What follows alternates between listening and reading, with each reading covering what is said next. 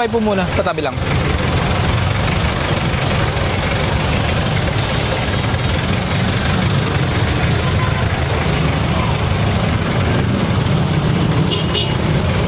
Pakabati mo yung Hilux.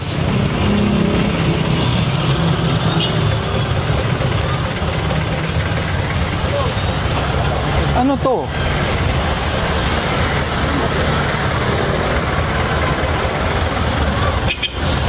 Ito lisensya mo? Expired ng lisensya mo, 2023 pa. Nagmamaneho ka ng expired lisensya mo. Ang dami mong pasahero. Tabi mo. Vic, may napara akong jeep expired ng lisensya. 2023 pa.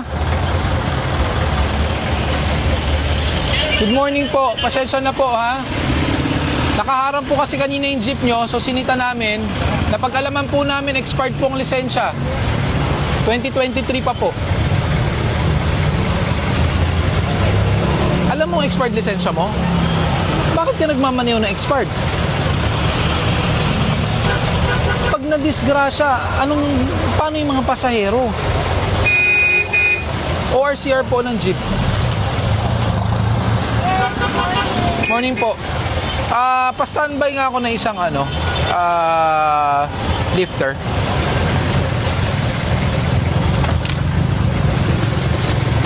Nakapagbayad na po ba kayo? Pasensya na po ha. Expired po ang lisensya niya. Delikado po yan. Kayo po malalagay sa alanganin.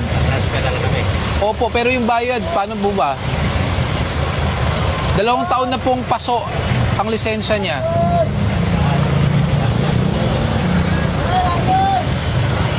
Pera po ng ORCR mo. Ginagawa mo. Nilalagay mo sa alanganin mga pasahero mo.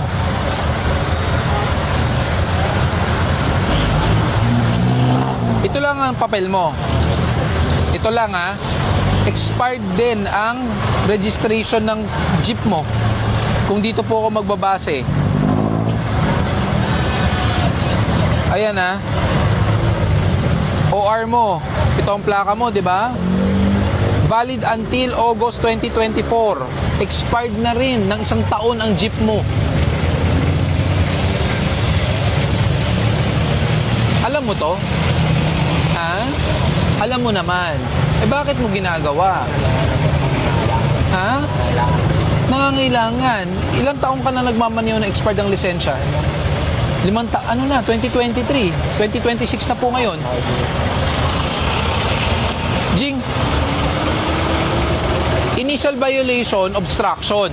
Upon verification, expired ang lisensya since 2023. ORCR, expired din since 2024.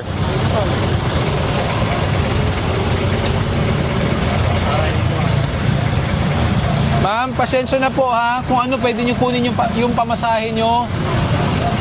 Maghanap na lang po kayo ibang sasakyan. Expired po kasi registration, pati lisensya.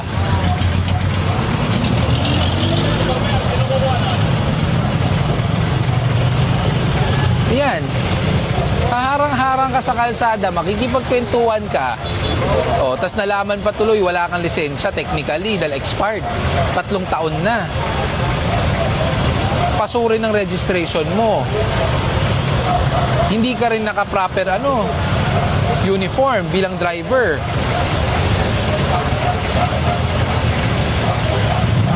Tatlong taon ng paso.